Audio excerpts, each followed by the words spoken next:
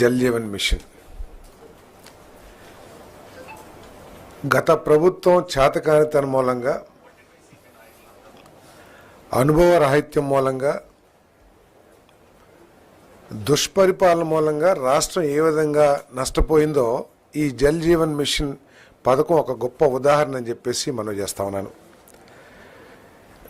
ఎందుకంటే దాదాపు 77,917 పనులు, 26,824 కోట్ల రూపాయలు. కేంద్ర ప్రభుత్వం రాష్ట్రంలో లక్షలాది మంది ప్రజలకి మంచి పరిశుభ్రమైన త్రాగునీరు అందించాలని కేంద్ర ప్రభుత్వం శాంక్షన్ చేయడం జరిగింది. ఇన్ని 77,917 పనులు, 26,824 కోట్ల రూపాయలు. కొన్ని రాష్ట్రాలైతే 1,00,000 నుంచి 1,50,000 కోట్ల రూపాయలు ఈ పథకం కింద కేంద్ర ప్రభుత్వం నుంచి జల్ జీవన్ మిషన్లో తీసుకున్నాయి. 1,00,000 నుంచి 1,50,000 కోట్ల రూపాయలు. మనకంటే చిన్న రాష్ట్రమైన కేరళ రాష్ట్రం 70,000 కోట్ల రూపాయల దాకా తీసుకుంది, ప్రతిపాదనలు పంపించింది. మన ప్రభుత్వం ప్రతిపాదనలు కేవలం 26,000-25,000కు పంపిస్తే సరే 26,824 కోట్ల రూపాయలు కేటాయించడం జరిగింది. దాంట్లో కూడా కేవలం 4,000 కోట్ల రూపాయల వరకు మాత్రమే ఖర్చు పెట్టగలిగింది. ఎందుకంటే అందరూ మాట్లాడుతూ ఉన్నారు ఏం జరిగింది, ఏ నష్టం జరిగింది అని చెప్పేసి. ఇటువంటి నష్టాలు కనుక పరిశీలించినట్లయితే కోకొల్లలో. దీని మూలంగా లక్షలాది మంది ప్రజలు పరిశుభ్రమైన నీటికి దూరం అయ్యారనే విషయాన్ని తెలియజేస్తా ఉన్నాను నేను. దీనికి సంబంధించి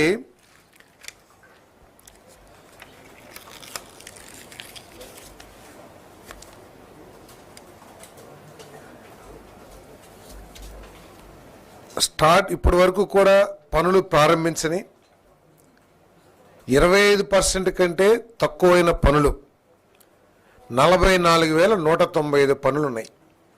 వాటి విలువ 11,400 కోట్ల రూపాయలు. వాటిని టెండర్స్ని క్యాన్సిల్ చేసి మళ్ళీ టెండర్లో పిలిచే విధంగా అనుమతి ఇవ్వటం జరిగిందని చెప్పేసి మనం చేస్తాం. అదేవిధంగా 33,717 ప్రాజెక్టులు వివిధ దశల్లో ఉన్నాయి. పైపులు సప్లై చేస్తాం కానీ లేదా కొంత పని ప్రారంభించడం కానీ వాటన్నిటినీ కూడా నిర్దిష్ట సమయంలో పూర్తి చేయడానికి అనుమతి మంజూరు చేయడం జరిగిందని చెప్పేసి మనం చేస్తాను.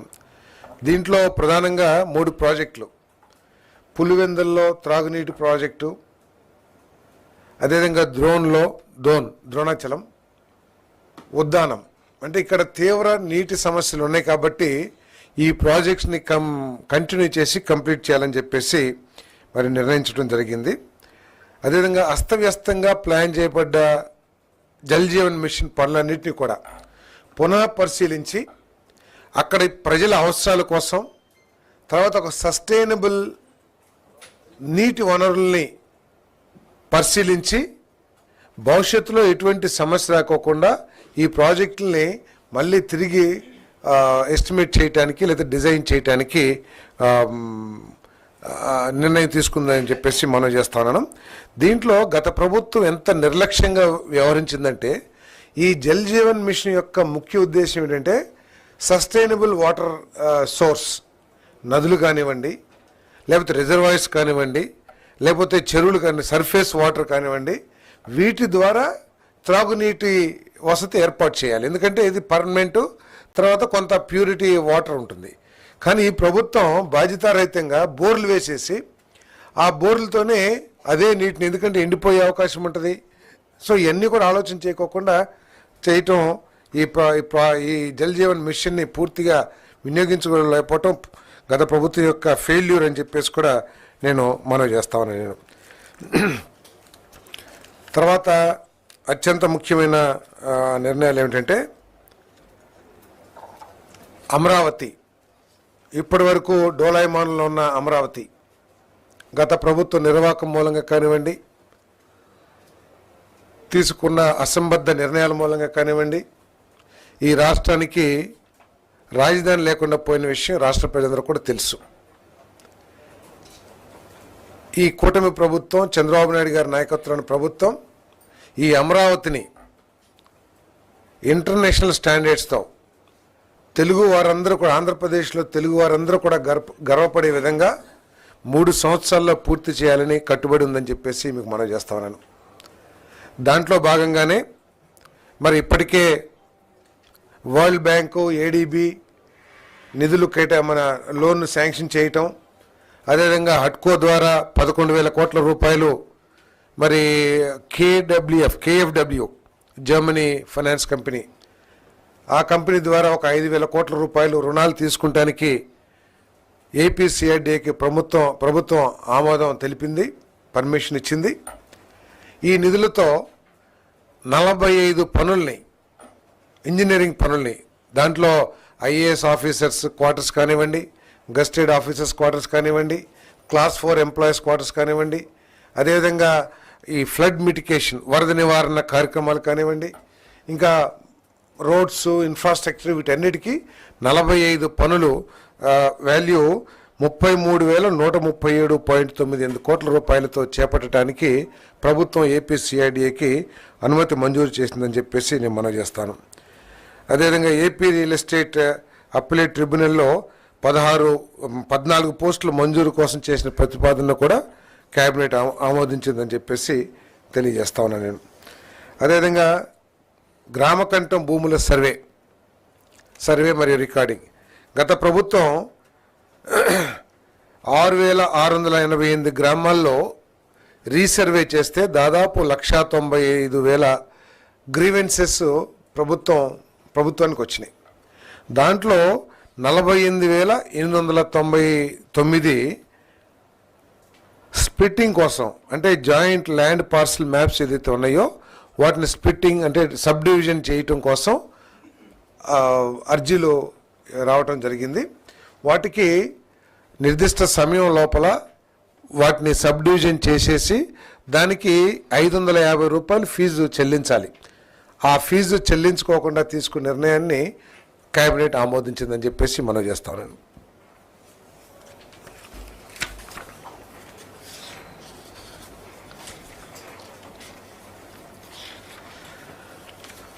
అదేవిధంగా చిత్తూరు జిల్లా శాంతిపురం మండలం తమ్మిగానిపల్లిలో ఎల్పీ నెంబర్ 436 కింద నూతన కృషి విజ్ఞాన కేంద్రాన్ని స్థాపించడానికి 50.21 ఎకరాల ప్రభుత్వ భూమిని రిజిస్ట్రార్ ఆచార్య ఎన్జీ రంగాకి బదలాయించడం జరిగింది.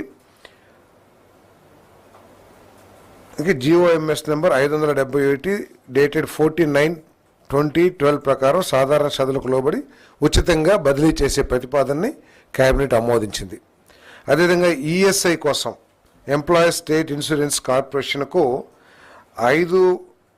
5 ఎకరాల భూమిని జిఓఎంఎస్ నెంబర్ 571 అనుసరించి మరియు బిఎస్ఓ 24 నిబంధనలు అనుసరించి మార్కెట్ ధర 61,23,516 రూపాయలకు బదలాయించే ప్రతిపాదనను కూడా మంత్రిమండలి ఆమోదించిందని చెప్పేసి మనం చేస్తాను. అదేవిధంగా ఇటీవల వచ్చిన వరదల్లో విజయనగరం, ఏఎస్ఆర్ కాకినాడ, ఏలూరు, పశ్చిమ గోదావరి, కృష్ణా, ఈ గుంటూరు, బాపట్ల, పల్నాడు, ఎన్టీఆర్ జిల్లాల్లో 38/20/24 తదుపరి వరద ముంపునకు గురైన ప్రాంతాల రైతులకు రుణాలు రీషెడ్యూల్ చేయడానికి పర్మిషన్ ఇవ్వడం జరిగింది. 50,000 లోపు మంజూరు చేయబడిన రుణాలపై ఇండియన్ స్టాంప్ యాక్ట్ ప్రకారం ఏదైతే ఫీజు చెల్లించాలో ఆ ఫీజుకి ఎగ్జంప్షన్ ఇవ్వడం జరిగిందని చెప్పేసి కూడా డ్యూటీ చెల్లి మరి రిజిస్ట్రేషన్ చట్టంకు లోబడి యూజర్ ఛార్జీలను మినహాయించడానికి మరియు రుణాలని రీషెడ్యూల్ చేయడానికి కొత్త రుణాల మంజూరు ఇప్పటికే ప్రభుత్వంచే జారీ చేయబడిన ఉత్తర్వులు జిఓఎంఎస్ నెంబర్ 235 రాటిఫై చేస్తూ మంత్రిమండలి ఆమోదం తెలిపింది. ఈ ఉత్తర్వులు 31/3/2025 వరకు అమల్లో ఉండే విధంగా చేసిన ప్రతిపాదనకు మంత్రిమండలి ఆమోదం తెలిపింది. అంటే మొన్న నష్టపోయిన రైతులు రుణాలు రీషెడ్యూల్ చేసుకుంటానికి లేదా కొత్త రుణాలు తీసుకోవడానికి స్టాంప్ డ్యూటీ కట్టాల్సిన అవసరం ఉంటుంది. ఆ స్టాంప్ డ్యూటీ నుంచి మినహాయింపు చేయడం జరిగిందని చెప్పేసి మనం చేస్తాను. అదేవిధంగా 24-25 ఏడాదిలో కొనసాగుతున్న వరి సేకరణ కార్యకలాపాలకు అనుగుణంగా ఆంధ్రప్రదేశ్ స్టేట్ కోఆపరేటివ్ మార్కెటింగ్ ఫెడరేషన్కి 1,000 కోట్ల అదనపు రుణాన్ని జాతీయ సహకార అభివృద్ధి సంస్థ నుండి పొందేందుకు గాను ప్రభుత్వ హామీని పొడిగించడంతో పాటు నేషనల్ కోఆపరేటివ్ డెవలప్మెంట్ కార్పొరేషన్ నుండి రాష్ట్ర పౌర సరఫరాల కార్పొరేషన్ లిమిటెడ్కు బదిలీ చేసేందుకు చేసిన ప్రతిపాదన మంత్రిమండలి ఆమోదం తెలిపింది. దీని మూలంగా ఎప్పుడూ లేని విధంగా కొంతమంది రైతులకు ధాన్యం సరఫరా చేసిన 6-7 గంటల్లో కూడా సొమ్ము చెల్లించిన ప్రభుత్వం ఈ కూటమి ప్రభుత్వం అని చెప్పేసి మనం చేస్తా ఉన్నాను. నేను ముఖ్యమంత్రి గారు అయితే ఇన్స్టెంట్ పేమెంట్ ఇవ్వటానికి ఏమైనా అవకాశాలు ఉన్నాయేమో, రైతు పండించిన ధాన్యాన్ని రైస్ మిల్లు అన్లోడ్ చేయగానే దానికి సంబంధించిన డాక్యుమెంట్స్ జనరేట్ కాగానే అక్కడికక్కడే పేమెంట్ ఇచ్చే అవకాశాలను కూడా పరిశీలించమని చెప్పేసి ముఖ్యమంత్రి గారు చెప్పడం జరిగిందని చెప్పేసి కూడా, అంటే రైతులకి ఏ విధంగా అండగా నిలబడాలి అనే విషయంలో ఈ ప్రభుత్వం ఎంత చిత్తశుద్ధితో ఉందో దీని ద్వారా తెలుస్తుందని చెప్పేసి మనం చేస్తాను. రాష్ట్ర విభజన చట్ట ప్రకారం తెలంగాణ రాష్ట్రానికి బదలాయించబడిన ఎగ్జిక్యూటివ్ ఇంజనీర్ మార్కెటింగ్ రమేష్ కుమార్ని, అంటే ఈ తెలంగాణ ఎగ్జిక్యూటివ్ ఇంజనీర్ పోస్టు తెలంగాణకి కేటాయించబడింది, ఎస్సీ పోస్ట్ ఏమో మన రాష్ట్రానికి కేటాయించబడింది. వారి రిటైర్మెంట్ 36/26 వరకు కొనసాగే విధంగా సూపర్ న్యూమరీ పోస్ట్ క్రియేట్ చేసేందుకు చేసిన ప్రతిపాదన మంత్రిమండలి ఆమోదించింది. జలవనరుల శాఖ మరి package number 3, package number 5A కింద పోలవరం లెఫ్ట్ మెయిన్ కెనాల్లో ఈ ప్యాకేజెస్కి రీటెండర్ పిలవటం జరిగింది. ఈ రీటెండర్ పిలిచే సమయంలో ఏదైతే జ్యుడిషియల్ రివ్యూకు సంబంధించిన జడ్జి గారు ఉన్నారో ఆయన కాలపరిమితి పూర్తయిపోవటం, తర్వాత ఈ పని అర్జెన్సీ కానివ్వండి లేకపోతే అసెంబ్లీకి ఈ చట్టాన్ని రద్దు చేసే ప్రతిపాదన వెళ్ళిన తర్వాత ఈ టెండర్లు పిలవటం జరిగింది. వాటిని కూడా మరి ఆ ప్రతిపాదనని కేబినెట్ ఆమోదించిందని చెప్పేసి మనం చేస్తాను. అదేవిధంగా హంద్రీనీవా సుజల సెవెంతి 2 కింద పొంగునూరు బ్రాంచ్ కెనాల్కి 75.075 నుంచి 189.880 వరకు ఉన్న నిధుల్లోనే, అంటే ఇంతకుముందు శాంక్షన్ కాబడ్డ ప్రాజెక్ట్ అమౌంట్లోనే సీసీ అంటే నీళ్లు ఇంకిపోతున్నాయని చెప్పేసి ఆ కెనాల్కి లైనింగ్ చేయాలని చెప్పేసి ప్రతిపాదనని మళ్ళీ టెండర్లు పిలిచే అవసరం లేకోకుండా పాత రేట్ల ప్రకారమే, పాత నిబంధనల ప్రకారమే ఈ ఈ లైనింగ్ చేయటానికి ఆమోదం తెలపడం జరిగిందని చెప్పేసి మనం చేస్తాను. జూలై కల్లా ఈ పనులు పూర్తి చేయడం కోసం ఈ నిర్ణయం తీసుకోబోవటం జరిగింది. ఈ సీసీ లైన్ పనులకు ప్రతిపాదించిన 480.22 కోట్లు నిధుల వినియోగాన్ని అందుబాటులో ఉన్న 1929 కోట్లు, అంటే ఆ ప్రాజెక్టు కేటాయించబడిన నిధుల నుంచే ఉపయోగించడం జరిగిందని చెప్పేసి తెలియజేస్తూ మరి పరిపాలన ఆమోదం కోసం చేసిన ప్రతిపాదనలకు మంత్రిమండలి ఆమోదం తెలిపింది. క్లీన్ ఎనర్జీ ప్రాజెక్ట్ అభివృద్ధి కోసం renewable energy development corporation of Andhra Pradesh ద్వారా ఎన్టీపీసీతో జాయింట్ వెంచర్ ఏర్పాటుకు సంబంధించి 19/11/2024 రాష్ట్ర ప్రభుత్వం జారీ చేసిన ఆర్డర్ల ఆమోదం కోసం చేసిన ప్రతిపాదనకు మంత్రిమండలి ఆమోదం తెలిపిందని చెప్పేసి మనం చేస్తాను. నేను మరి రాష్ట్రంలో 1,87,000 కోట్ల రూపాయలు పెట్టుబడులు ఎన్టీపీసీ పెట్టబోతుందని చెప్పేసి మనం చేస్తాను. ఇది కేంద్ర ప్రభుత్వ సంస్థ కాబట్టి ఈ నిధులు తప్పుకోకుండా రావటం లేదా ఈ ప్రాజెక్టు టేకప్ చేయడం జరుగుతుందని చెప్పేసి కూడా నేను మనవి చేస్తా ఉన్నాను. నేను మరి దీంతో రాష్ట్రానికి 20,620 కోట్ల ఆదాయం లభిస్తుందని చెప్పేసి కూడా మనం చేస్తూ 1,06,000 ఉపాధి అవకాశాలు ఈ ప్రాజెక్టు ద్వారా లభించబోతుందని చెప్పేసి మనం చేస్తాను. రాష్ట్రాన్ని ఈ గ్రీన్ ఎనర్జీ సెక్టర్లో నెంబర్ 1గా చేసే దిశలో భాగంగా ఈ కార్యక్రమాన్ని తీసుకుంటామని చెప్పేసి మనం చేస్తాను. Solar, wind, pump storage, green hydrogen, green ammonia వంటి పునరుత్పాదక విద్యుత్ రంగ ప్రాజెక్టులు పోర్చడానికి రాష్ట్ర ప్రభుత్వం ఎప్పుడూ ముందుంటుంది.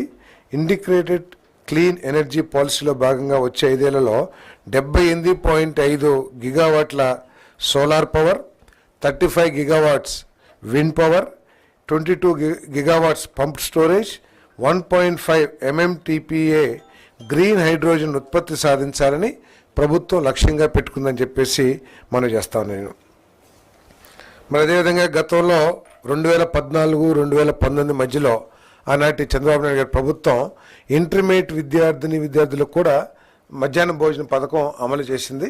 మరి గత ప్రభుత్వం ఆ పథకాన్ని రద్దు చేసిన విషయం తెలిసిందే. మరి ఆ మధ్యాహ్న భోజన పథకాన్ని అంటే దాదాపు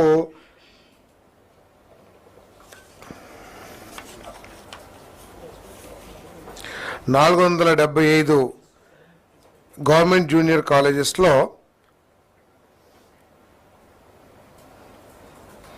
మొదటి ఏడాది 27.39 కోట్లు, రెండో ఏడాది 85.84 కోట్ల బడ్జెట్ అంచనాలతో 2024 డిసెంబర్ నుండి ఈ ఇంటర్మీడియట్ స్టూడెంట్స్కి మధ్యాహ్న భోజన సదుపాయం కలిపే కార్యక్రమాన్ని క్యాబినెట్ ఆమోదించిందని చెప్పేసి మనం చేస్తాను. 300 కాలేజీలు ఉన్నత పాఠశాల ప్రాంగణాలతో కలిసి ఉన్నాయి. అంటే ఇప్పటికే ఉన్న ఏదైతే కుకింగ్ ఏజెన్సీస్ ఉంటాయో వాటి ద్వారానే భోజన ఏర్పాట్లు చేయడం జరుగుతుంది. ఎందుకంటే అక్కడ ఆల్రెడీ కుకింగ్కి సంబంధించిన ఇన్ఫ్రాస్ట్రక్చర్ ఆల్రెడీ ఉంది కాబట్టి మిగిలిన 175 కాలేజీలకు సమీపంలోని స్కూల్స్ నుంచి పంపిస్తాం, లేకపోతే వాటికి ఏం అరేంజ్మెంట్ చేయాలో అవన్నీ కూడా చేస్తారని చెప్పేసి మనం చేస్తాను. నేను ఈ పథకాన్ని పునరుద్ధరించడం మూలంగా 141 విద్యార్థులకి ఉపయోగం జరుగుతుందని చెప్పేసి మనం చేస్తాను. ఎందుకంటే ఈ కాలేజీల్లో గవర్నమెంట్ జూనియర్ కాలేజెస్లో పేద కుటుంబాలకు సంబంధించిన విద్యార్థులు ఎక్కువగా చదువుకుంటూ ఉంటారు. వాళ్ళ డ్రాప్ అవుట్స్ని తగ్గించడానికి, వాళ్ళ పాస్ పర్సంటేజ్ని పెంచడానికి, వారికి ఎడ్యుకేషన్ మీద ఇంకా ఎక్కువ ఇంట్రెస్ట్ కల్పించడానికి ఈ నిర్ణయం తీసుకున్న జరిగిందని చెప్పేసి మనం చేస్తాను. అదేవిధంగా ప్రభుత్వ జూనియర్ కాలేజీల ఫస్ట్ సెకండ్ ఇయర్ విద్యార్థులతో పాటు రాష్ట్రంలోని కస్తూర్బా గాంధీ బాలికా విద్యాలయాలు, ఏపీ మోడల్ స్కూల్స్, రెసిడెన్షియల్ విద్యా సంస్థలు మరియు హై స్కూల్ ప్లస్ విద్యా సంస్థలకు 32.45 కోట్ల వ్యయంతో 2025-26 విద్యా సంవత్సరం నుండి సర్వేపల్లి రాధాకృష్ణన్ విద్యార్థి మిత్ర కింద పాఠ్యపుస్తకాలు, వృత్తిపరమైన పాఠ్యపుస్తకాలు, పోటీ పరీక్షల మెటీరియల్స్, రికార్డ్ బుక్స్, నోట్బుక్లు కొనుగోలు చేసి సరఫరా చేసే ప్రతిపాదనకు మంత్రిమండలి ఆమోదం తెలిపింది. ప్రభుత్వ జూనియర్ కాలేజీలు కేవలం ఇంటర్ ఎడ్యుకేషన్కే పరిమితం కాగా ప్రైవేట్ జూనియర్ కాలేజెస్లో పోటీ పరీక్షలకి, జేఈఈ వీటన్నిటికీ కూడా కోచింగ్ ఇస్తున్న విషయం మనకు తెలిసిందే. మరి వీటి పట్ల ఈ కోచింగు తర్వాత ఈ జేఈఈ ఎగ్జామ్స్ పట్ల తల్లిదండ్రులు, గవర్నమెంట్ స్కూల్లో చదివే పిల్లల తల్లిదండ్రులు కూడా ఎక్కువగా ఇంట్రెస్ట్ చూపిస్తాం. దీని మూలంగా ఏంటంటే రాబోయే రోజుల నుంచి ఈ కాలేజీల్లో కూడా అదే విధానం, అంటే జేఈఈ ఎంట్రన్స్ టెస్టులకి కోచింగ్ ఇవ్వటం, లేకపోతే వాటికి కావాల్సిన మెటీరియల్ని ఇవ్వటం, స్పెషల్ క్లాసెస్ని చేయటం, ఇవన్నీ కూడా గవర్నమెంట్ కాలేజ్లో కూడా చేస్తామని చెప్పేసి మనం చేస్తాను. వాటికి కావాల్సిన కిట్స్ కూడా, వాటి తర్వాత ఎడ్యుకేషన్ మెటీరియల్ కూడా, ఎగ్జామ్ మెటీరియల్ కూడా అన్నీ కూడా ఈ స్టూడెంట్స్కి ఇచ్చే విధంగా ప్రభుత్వం చర్యలు తీసుకుంటుందని చెప్పేసి మనం చేస్తూ, మరి ముఖ్యంగా క్వాలిటీ ఎడ్యుకేషను, తర్వాత మోరల్, ఇవన్నీ కూడా పెట్టాలని చెప్పేసి ముఖ్యమంత్రి గారు morals, values, extra curricular activities, dignity of labour, holistic education, వీటి కోసం కావాల్సిన కరిక్యులంను ఏర్పాటు చేస్తాం. కానీ అదేవిధంగా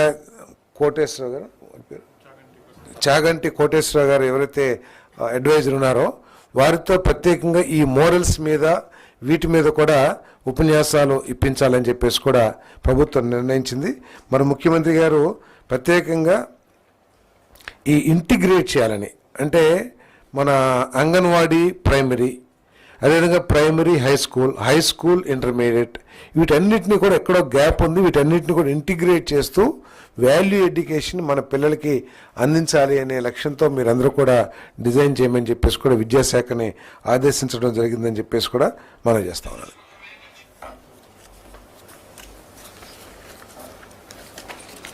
ఓకే.